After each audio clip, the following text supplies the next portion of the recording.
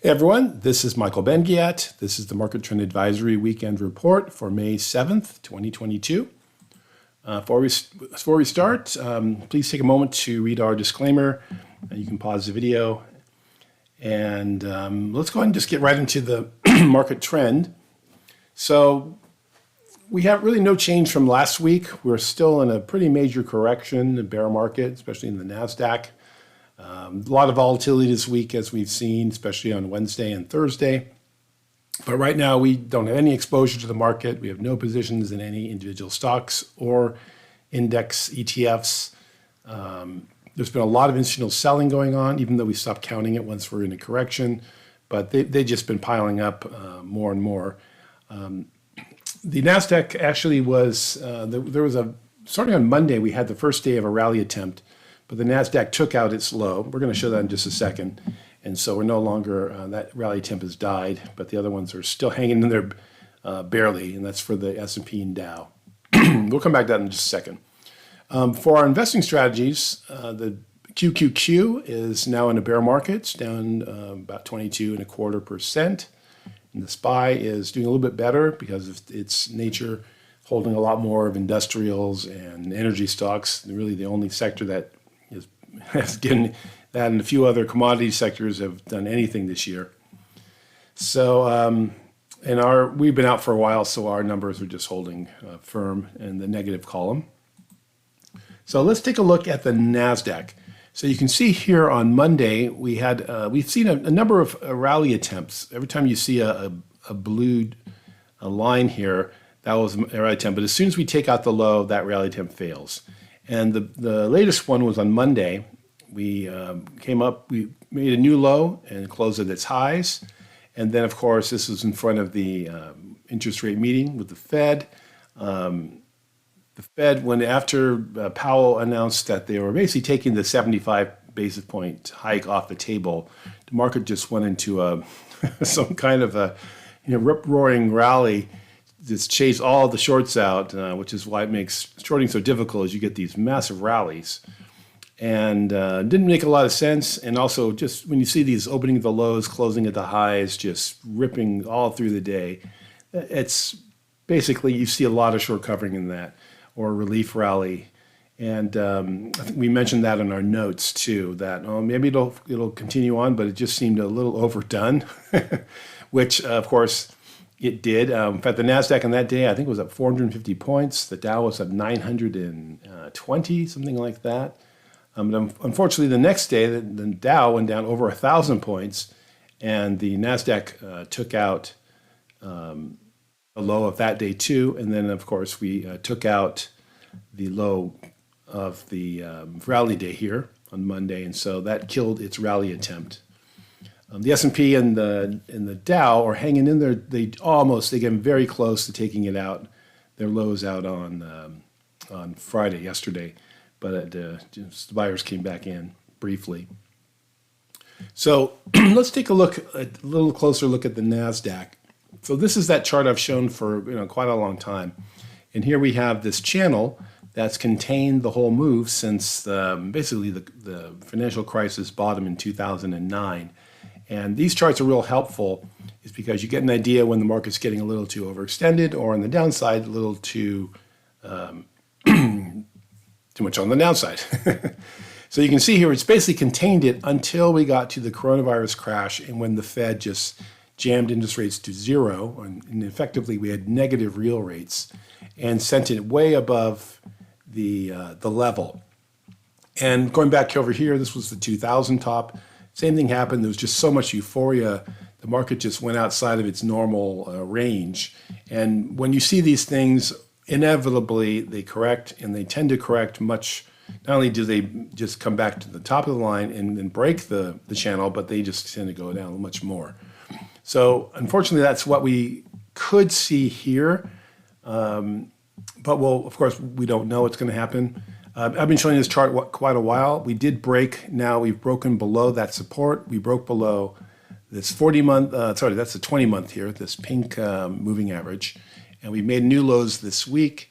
And the 40-month, which has been this green line, it's held support or except for this one time when, in the coronavirus crash when it just sliced through it, but then it ended up closing above it, and then we came down, tested it the following month, and then off we were up to the races. So this is probably the next support. It's also interesting. It's the very bottom of the channel. So it's a good, if we continue going down, which is about another 7.5%, which would take the NASDAQ down almost 30%, that's probably where the market will try to get some kind of support, or the buyers will come in. So, but that's that'd be sort of our initial target. I think we're maybe 900 points lower, something like that. So we'll be watching that. And I'd say that's probably more likely just because of what's going on under the surface. This is really an historic crash that is kind of, it's like this, we had the stealth bear, now we're having the stealth crash.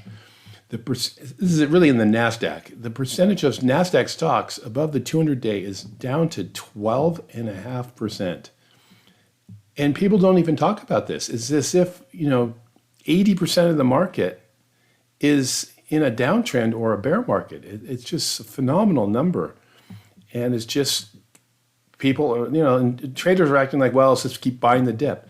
And that's the big conundrum. We're going to talk about that more when we get to the sentiment. But on one hand, we have way too much bullishness and a buy the dip mentality. And I'm going to show you some charts in a second. And that yet we are getting, on the other side, we do have some pretty bearish sentiment. But I think what happens when you get to these larger corrections, the normal amount of bearishness that we see usually just triggers, that's it, up we go. But I think when you get into these larger ones, you're going to need a lot more bearishness. That's going to be more persuasive and last a lot longer. We may just kind of hit a bearish level and then we just sit there for a long time to really wash out all this excess bullishness and everything and the expectations that people have. So we'll come back to that in just a second. So let's take, just coming back to the market itself. Here's the S&P. It's doing a little bit better just because of the nature of the stocks. Again, we just almost took out the rally low here. Wouldn't be surprised if we take it out on Monday or Tuesday next week, and we'll start the rally attempt one more time. And the Dow too also just about hit it, but didn't quite. On our technicals, you can see we're NASDAQ's 9.5% below its 50-day. It's pretty stretched. It's when it gets to about this far down, normally we see some kind of a bounce back. And we're also 16.7% below the 200-day. And again, this is something I talked about a little bit on Friday in the notes yesterday, is that sometimes when the market can't rally in the face of all these negative things, that's when you start getting a crash can develop. So it's something we're going to have to be watching carefully. The crash could just be the final leg down and just wipe out all those bulls and the bottom fishers and everything. So we'll see what happens there. Also, we're getting pretty negative numbers. The 52-week lows, we had 1,000 on Friday, 38 highs. You can see the ratio is getting lower. We've had a few lower ones, but you can see pretty consistently we're down below 0.1. So it's worsening and worsening the picture. Also, the number of stocks that have been holding up we're down to 13. Which is showing that even the oil stocks and the commodity stocks, chemical stocks, and the shipping ones that were sort of holding it up are now starting to just get hit. So everything's starting to get hit now. Could be two things. One is we're nearing the bottom, which doesn't seem likely, but anything can happen. Or is that we're just entering another phase down of a much bigger market correction, which is likely. Again, down volume has been swamping up volume for quite a while. We had over 1,000 on Thursday, 94. If we start seeing this, it's almost 10 to 1. Again, you start seeing that's sometimes the bottom. Again, here's sentiment. We have the VIX has just been an odd one. It's been consistently red because normally it's in a range of 15 or 15 to 20 or so. So it's very sort of an odd anomaly. The CNN fear greed, it was down at panic a few weeks ago, and now we're back to fear. And the put call is consistently under 1. You can see it's just not super bullish, which would mean super bearish, which means we're sort of a contrarian point of view. We'd be looking for a bottom. And then the weekly bulls and bears that we've crossed now, so there's more bears. So that's giving us a lot more bearish sentiment. And then we do have one final thing that the AAII put out is their sort of their poll, and they're really getting bearish numbers, and we're down to the amount of people think that stock prices are going to fall is now almost 60%. And the last time we saw this kind of level of pessimism was right at the bottom of the financial crash, which I think was March 3rd I think it was March 5th. I think that was the actual bottom. So again, those cross currents, but we don't seem to be able to get any rally. And the big thing too is that we have just started raising interest rates in the face of really high inflation. And going back to all these times here, interest rates were much higher. Back here you were getting 5% in your money in a bank or a CD, and now we've got nothing. I actually just went into Wells Fargo and they gave me 0.01, which is an improvement. I think I have a Bank of America account, and I think it's 0.005. So I got 100% increase in my interest rate. So, anyways. What I wanted to do is, we just don't know. We're getting close to the bearishness, but this could be bearish for a long time. And there's the classic 1982 cover of Business Week, The Death of Equities, which was after a really difficult time in the market. And that was just negative for a long, long time. And finally, when it made the covers of the magazines, that was pretty much at the bottom. When it hits the major news, that's maybe likely when we're going to see the bottom. But of course, these days with the internet, everything just seems to happen immediately. So that may not work as well as it did in the past. All right, so I want to switch gears here and just go through some of the 4 stages of stocks. And this is important to kind of realize and give you an idea of sort of what's going on, not only in stocks, but in the indexes too. So we actually have 4 stages. The first one is kind of the basing stage. And I'm using here Peloton, which has just been it was a fantastic buy and it was a fantastic sell going forward more recently. So in the initial stage of a market, in this case, it was an IPO. So the market, it formed a little base here, rallied, sellers came in. It was just establishing itself at this point. And if you look at the moving averages, you can see that, they were kind of not really set up until it started to break out here out of this sort of initial range. And that took us to the stage 2, a part of the thing. Now, this is where you make your money. You can actually see all the moving averages lined up. This is the, what are we on, a daily? No, we're actually in a weekly chart. Well, I think this is the 10-week, that's probably the 20-week, and that's the 40-week. But you can see here, when they all sort of lined up and they're all heading higher, this is when, you really, one of the best buying spots would have been probably right here when it broke out. And you can see that, look at all the up weeks in a row. So, and this, of course, was coming right after the coronavirus crash. So it turned out everyone's getting in here because you couldn't go to the gym, but you could have the gym in your home. So it was kind of the right stock at the right time. And so this is the stage, this is where you really make all your money. Now, eventually, you'll get to the topping stage, which is stage 3. Now, here I have a little bit of overlap, just because we came up here, made a new high, it looked really good, and then we sort of formed another base, but we weren't able to break out, and that base actually failed. So you can see we never got to a new high, and then it broke below the bottom of the base here. So this was now starting to form, okay, this is the largest correction that we've seen since the stock sort of was back here in stage 1. And it's tried to rally, and then it started to fail, and then we had sort of the crossover as stage 4. And then eventually in stage 4, you can see the moving averages start rolling over. And here we are, just like here, we had a very strong uptrend. The moving averages were basically pointing to 1 o'clock or so. Well, now we're pointing, going straight down. And you can see all these spots where if you were looking to short the stock, it just tried to get above these moving averages, couldn't do it. Here we even popped a little bit above, couldn't do it. And then we just collapsed. So this is stage 4. There's no reason to be a part of anything in this stage here. The stock is broken. Even if you had, hung on, say you bought it somewhere here and you thought, okay, I'll sit through this bigger correction. But when it failed and it broke, even if you hung on long enough, would have been out at 70 something. And we're at 15. So sure, maybe you bought it here, you still would have done pretty well. But hanging on through a stage 4 correction, now you've lost. Everyone's a loser now. The stock is lower than it's ever been. And also look at the volume.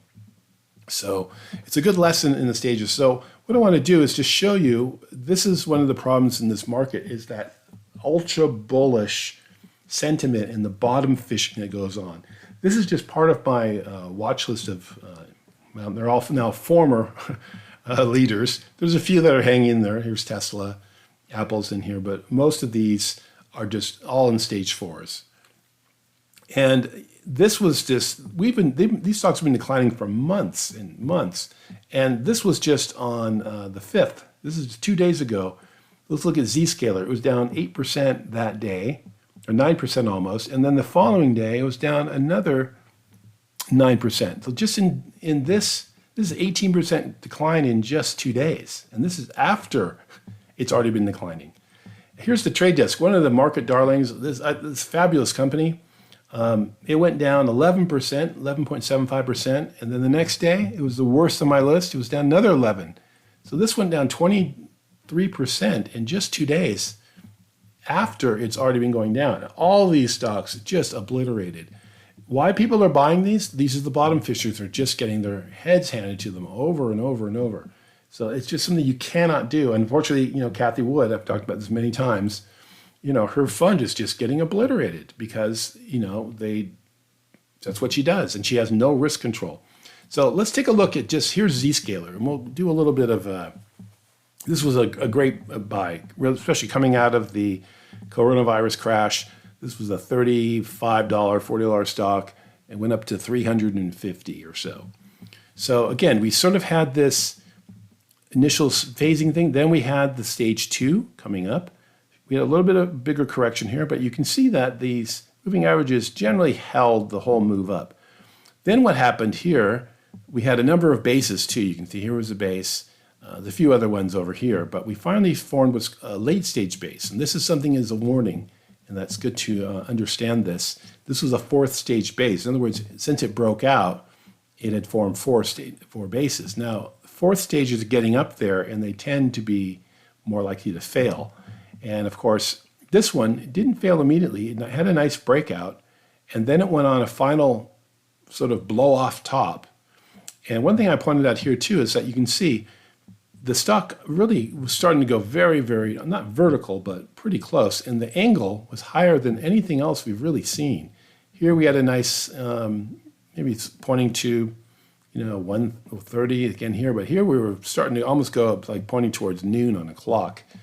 And also look down here, the volume was not corresponding. So we were getting low volume, even though we had a lot of up weeks. This was a classic sort of blow off move after a long run. So again, if this had just been starting out, this was a stage 1 base, this would have been like not really something to sell into, but after this giant move on the low volume, gave you a number of sell signals. And actually, I am going to be coming out soon, hopefully sooner than later, a whole video series on buying and selling rules. We're going to start with the selling rules because it's really important because it would avoid people, buying into this or not taking their profits when they should have. And then, of course, this was the top here. We sort of ran to the top. We're in the topping process. This is at stage 3. This was the stage 2 move. And now we're in stage 4. And again, there's no reason to buy this. It's just look at the moving averages. This one's already heading down. This one's curling over, breaking to new lows, poor relative strength. That's a broken stock. So there's really, maybe if you bought it and it was $30 and you want to sit with it because you believe in it, but you've already given up back over 54% of your profit of the move, and we're only here. This could come all the way back in a really poor bear market, which looks increasingly likely. Okay, so last thing I want to do in this video, so it goes too long, is we want to talk about the bottoming process.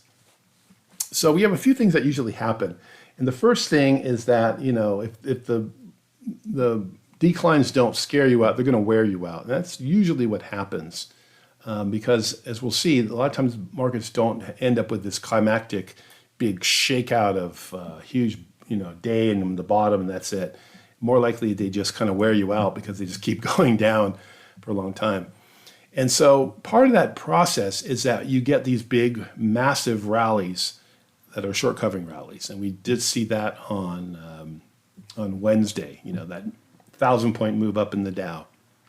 Now, these are frustrating because, a lot of times the stuff that goes up the most is just all the beaten down stocks. And that's what I've been talking about that for quite a long time. And that's why when you go back here, these are the stocks, on that day, you just see solid green and everything's up 8%, 7%, sometimes 10%, 12%. And then, of course, it's the fake out because these are in downtrends and we're in a correction. So, and that's what happened in March. We saw here that the NASDAQ went up 6% in 2 weeks. Actually, I don't have the chart. Anyways, we'll come back to that. And then the ARK fund went up 36% in that period. So everyone's thinking, oh, she's a genius. And, she caught the bottom, even though she's down 60%. Well, unfortunately, that was this move. This is the ARK fund. And now it's broken down to new lows. I don't even know how much she's down now. But at some point, your investors are going to flee that fund and put her out of business, at least in a couple of her funds. And she will be a persona non grata probably to many investors. So, and then the third thing that happens is that you get all this volatility in the bottoming process. Now, we've seen that. Let me go back up to where we are right now.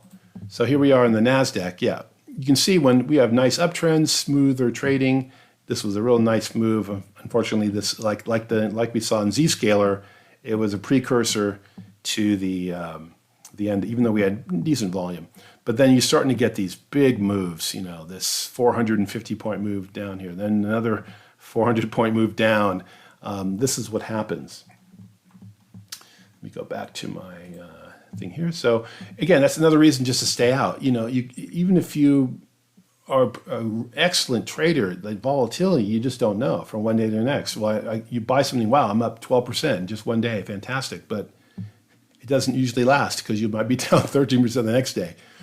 So I want to show you a couple things in the past here, so related to this. So here's the 2007 and 2009 NASDAQ. And again, you can see we got extreme volatility when this thing started going down. Again, before that, pretty nice tight trading. And then when it got ugly, especially once it broke, we had an initial decline. Buyers came piling in. Notice how they couldn't get above the moving averages. Came down, tried again, and then failed. And then we really got a lot of volatility, huge moves. Trying to bottom here. Looks like this was the bottom. We rallied back up, a lot of short covering and things going on here. But we had one final plunge down, and then the market just took off. And you can see, look at all these up days in a row. Now, and let's take one more thing I want to look at here. Here's the daily, though. Now, what's interesting, that was a weekly chart, by the way. No, this is that's a monthly chart. I'm sorry. So let's go to we're going to zoom in on the bottom. Now, what's really interesting about bear markets is that you think, oh, okay, there's going to have that big capitulation day where it's just massive volume and stuff. But no, this was actually the bottom right here. It just kind of crept down day after day after day, and that was the final wearing out of the bears. The selling just dried up, and that was it. We just kind of meandered back up. Now, we had a little period of we had a sort of a fake out bottom here. Looks like it did. We were still pretty volatile, though. Came back up, whatever reason, and then we finally just bunch of selling days in a row, high volume, and then we just kind of started up. Here's the NASDAQ 2000 to 2002. Similar thing. This went on for over 2 years, but this was the final bottom. It just kind of stopped going down. There wasn't even any real major volume. That was it. Now, let me go to my final notes here. So So during that bottom process, a lot of things can happen. We might get, it might be news that starts it off. It could be some bearish sentiment.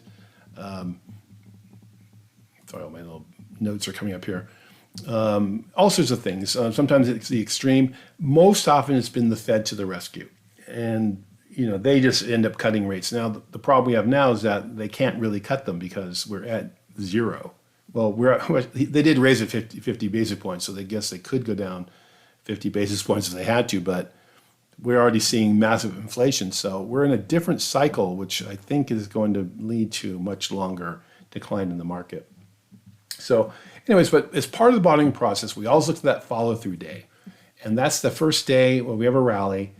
That's the rally attempt. And then usually it's only after the fourth day. We do the fourth day is because we're trying to avoid the fake outs.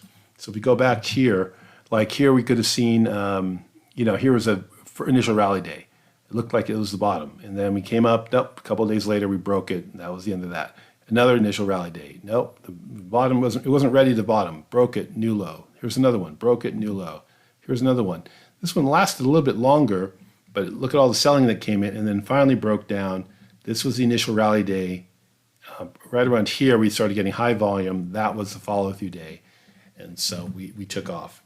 Now, you don't always have to, you're going to get, the follow-through days don't always work, but every major rally has had a follow-through day. So that's why this system really works pretty well. Now, what can happen, though, is that you also want to see, is really important, is that how stocks are acting. At the same time that we're getting a low in the market, which may not be the low, but it's part of the bottoming process, you want to see how stocks are acting because they are key. So you can actually see, like so far this year, especially in mid-March, we had that big rally, but we didn't see any participation. It's like the stocks, the only thing that really was going up was energy stocks. And most of them, as we kept seeing with those percent of stocks above the 200-day, they were just going lower and lower. So this is the key thing. You want to see what stocks are doing. Some market bottoms, the indexes might be doing terrible, but stocks are actually doing really, really well. Or the indexes, like we've seen in the last year, indexes were cruising higher and higher and higher because of the mega caps. And yet many stocks were just not participating and more were heading down. So one of the things to really keep in mind is we have this individual stock non-index ETF action signal. And this is really giving us a good sign. It's sort of another look beneath the surface. And it's been saying to be lightly invested or not invested for months. So it didn't matter what was going on with the indexes. Now, if you're an index trader and you're trading QQQ or TQQQ or anything like that, that's a different story. But it also gives you an idea that maybe some of these rallies, if you're in, they may not last because there are really not a lot of stocks participating. So, and again, in stock index, it's all made up of stocks. It's not just an index by itself. It's all comprised of stocks. So that's really something to really keep a good eye on what's happening here. We'll probably know that when we get a follow-through day or something, or we start seeing more and more stocks set up. Ideally, we'll start seeing the stocks set up even before the market is even making a bottom. Then we're getting an idea. I think there's a famous example.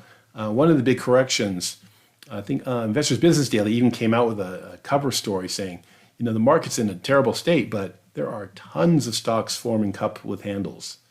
And it turned out to be a fantastic buying opportunity, even though the overall market just looked like it was very sickly. But the stocks themselves were starting to set up, and that took off. So that's about it for this week. We're almost a half an hour. I try to keep these shorter, but sometimes they run on. But I hope this is helpful, and we'll be back next week. Okay, thanks. Bye.